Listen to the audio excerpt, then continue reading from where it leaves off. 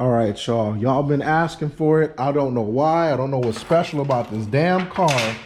Well, here we go.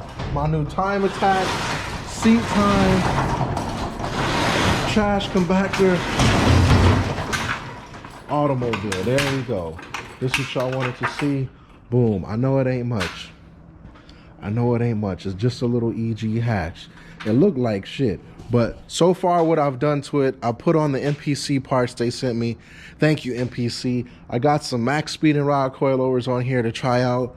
I got these little, like I said, these Mugen rep wheels is off the other EG. So if you're asking, yes, I have two EGs. I've got this one and the other one. Why? So to explain it, this car has a B20. The other EG has a D15. We wanted to put a B20 in the other EG, but for the price and everything, the labor and time, it was low-key kind of cheaper to buy a whole nother car. So I spent under $2,000, but over $1,500 for this. It wasn't a bad deal. I won't lie to you. I got it for $1,800. Solid deal to me.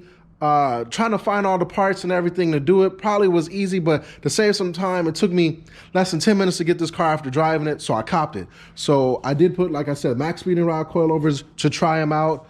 The MPC parts, and I got an ASR rear subframe, rear sway bar on here, and I have a front sway bar from an Integra, not this Integra, but basically pretty much this car and this car are the same when it comes to suspension and parts, which is weird, but this car is lighter than this car.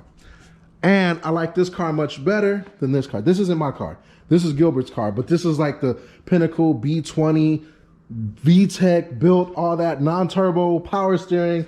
This is B20, non-VTEC, no power steering, Del Sol seats, but the cool thing is I got Falcon 660 RTs on here, and I don't know what size these rims are, but I done lowered it so much that the fender bit, and I don't like that the fender bit. And I also to show y'all what I got, I went by NRG and got some stuff. They hooked me up with the Ryan literal steering wheel, Honda hub. This is the quick release, the SFI rated one that I took off my 33.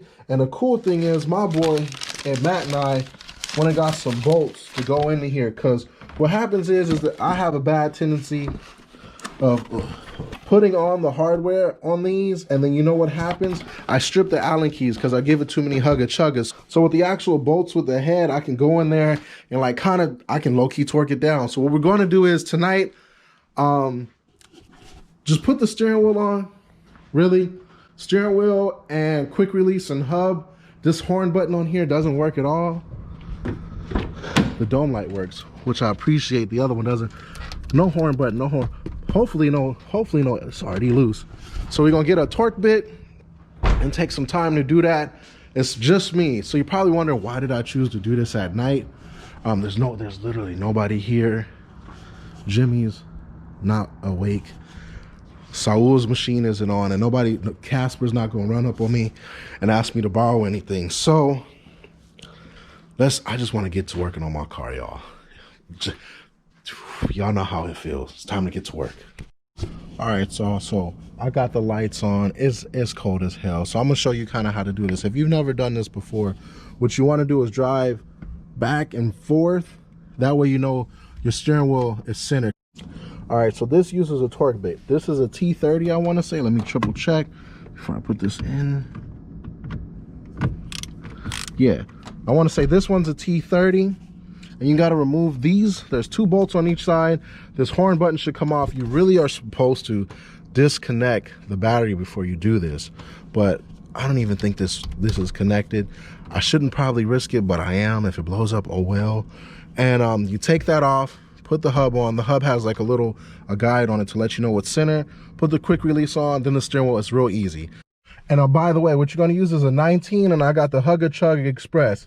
If you try to do this by hand, it might be a little difficult. So just pop that bad boy on here. I already took some of this off, so it's already off. If you try to do this by hand, it's going to take a while. If you got the Hugga Chugga Express, it's going to make it way easier for y'all. You feel me? All right, your next step, you're going to have to take this off. I almost tried to yank this off, being so impatient, but it does have 2 bolts, 2 nuts, 4, 1, 2, 3. I want to say 3, or it might have more. I don't know. You can figure that out, but it just, oh yeah, it's just 3. It's just 3, y'all. I think so. No problem. Ain't no problem. Now, this dangling thing, now people, don't follow my instructions if you're doing this, because I'm just showing you what's best for what I'm just trying to show y'all what I'm doing. So apparently this yellow thing is attached to this ribbon.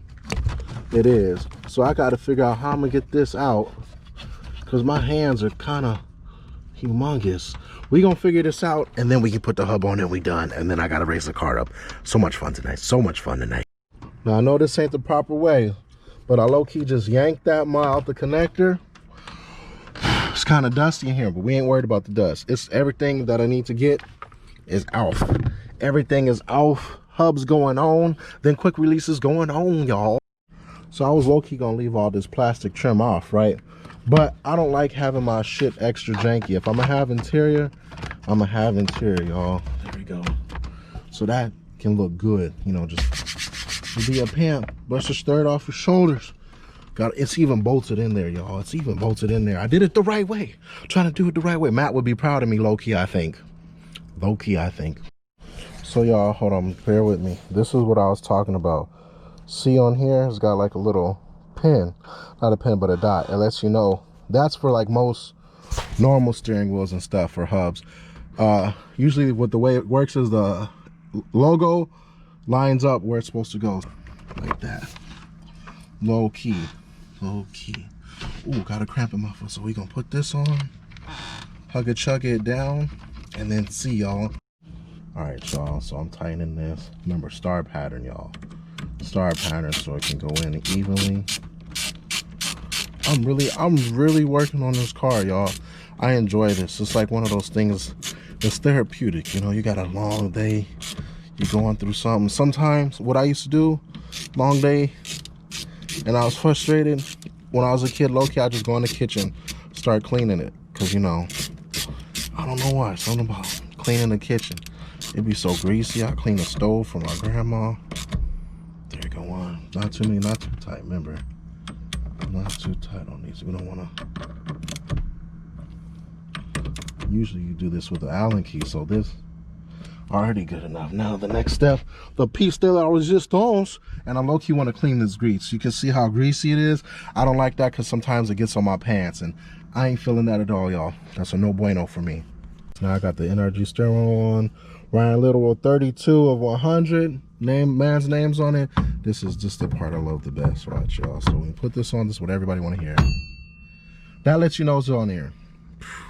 Can't get no better than that. So let's raise the car, and depending on how I feel tonight, I might take this out to the cans. I might go to Malibu one time for the one time, but we'll see. No ifs, ands, or buts, or promises. So we're gonna raise the car up, trying to think both sides or not, and take it from there. All right, y'all. So if you're wondering what Fender Bite is, pretty much this is the inside of the fender of the lip. And what happened is, since I'm so low and I'm heavy on this side because I'm in the car, and pulled down, and when it hit a bump, it pulled it out. So realistically, this is kind of how high. Well, you see it's taking off some of the tire. So this is how high. Is this? Oh no, it's just a point.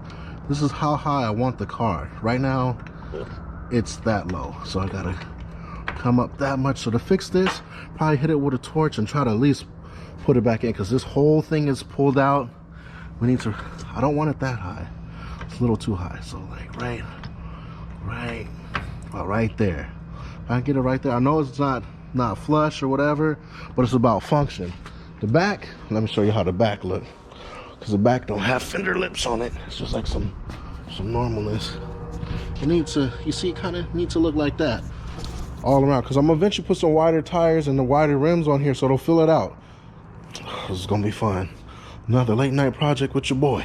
All right, y'all, the moment of truth. Did I raise it too high, or is it just high enough? Oh, okay. Let's see when it settles in. Oh, it's a little high, but that's okay. It still gotta settle in, I feel. And plus, it's better that it's too high than not high enough. Let me shake. I can give it the shake test real quick for the one time. That's what I do.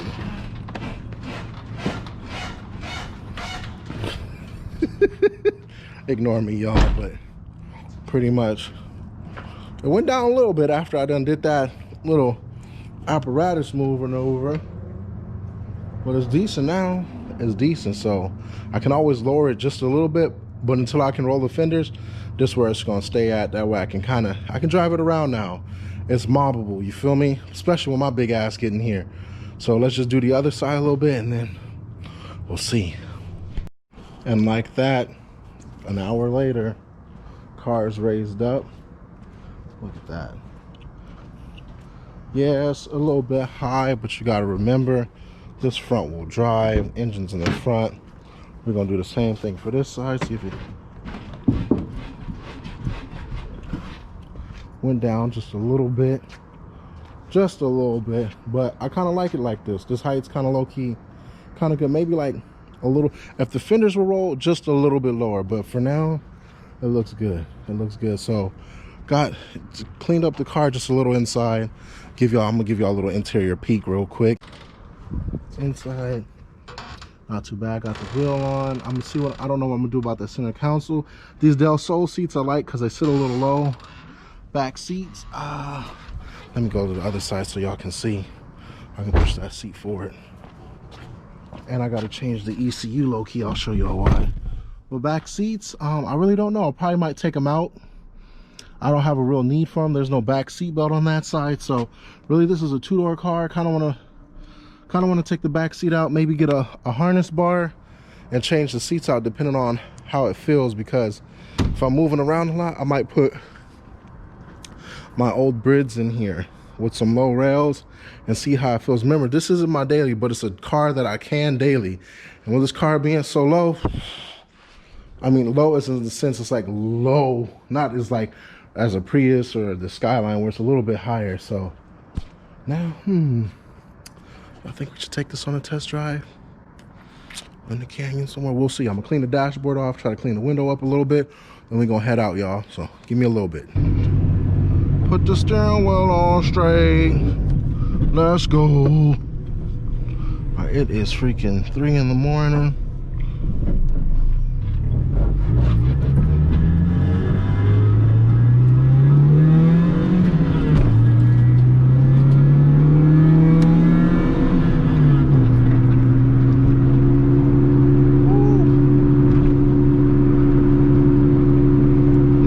This low-key feel like a go-kart, y'all. It's a freeway ramp not too far from here. We're gonna go there, kind of test it out. Remember, I only have a rear sway, not a front sway. I don't know what that means for these cars, so my boy Eddie was like, with the rear sway, it should feel like it's on railroad tracks. I'm just excited to drive this mug, y'all.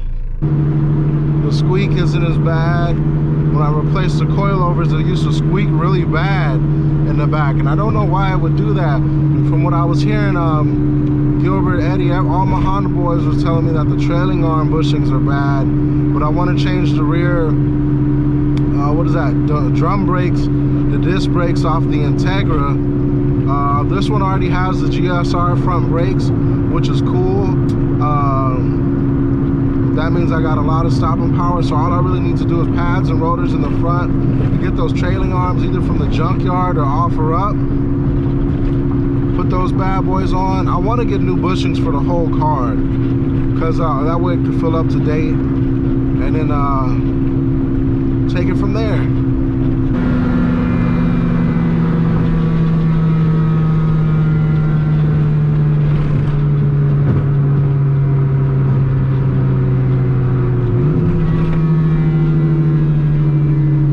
Gonna need a new clutch soon.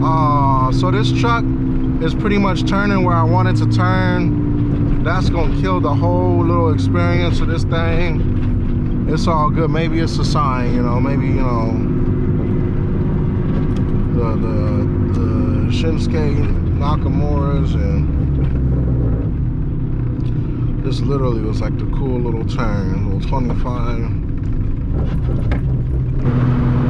So I think after this little turn right here is a cool piece of straight. We're gonna drop this motherfucker in the fourth. See what it do. This little B20. So this little B20 come out of a CRV. So I got a little 2-liter hatch, which is kind of scary to think about, because it's car come 1.5 liters. Switch the lane real quick.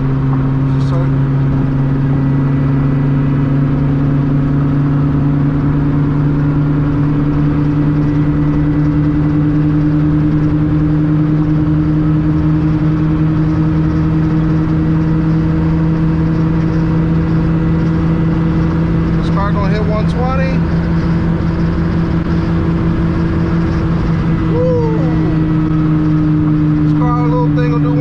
Alright, for sure. Took a minute to get there. I'm only gonna do that one time. It's not scary. But this car from 1994 should not be doing 120 in it. I don't advise y'all do 120 in it, but this little motherfucker pretty tight. Considering just a little hatch. Mind you, I haven't changed the oil of the spark plugs yet. That's not very smart for me to do. I probably should have did that first. But it's solid. It's solid. Gas still full, but I can't even trust this gas gauge. One moment it'll say full, I hit a corner and that might say empty.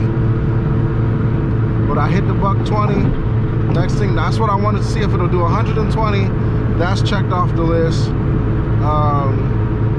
Next is I just gotta take it to the can.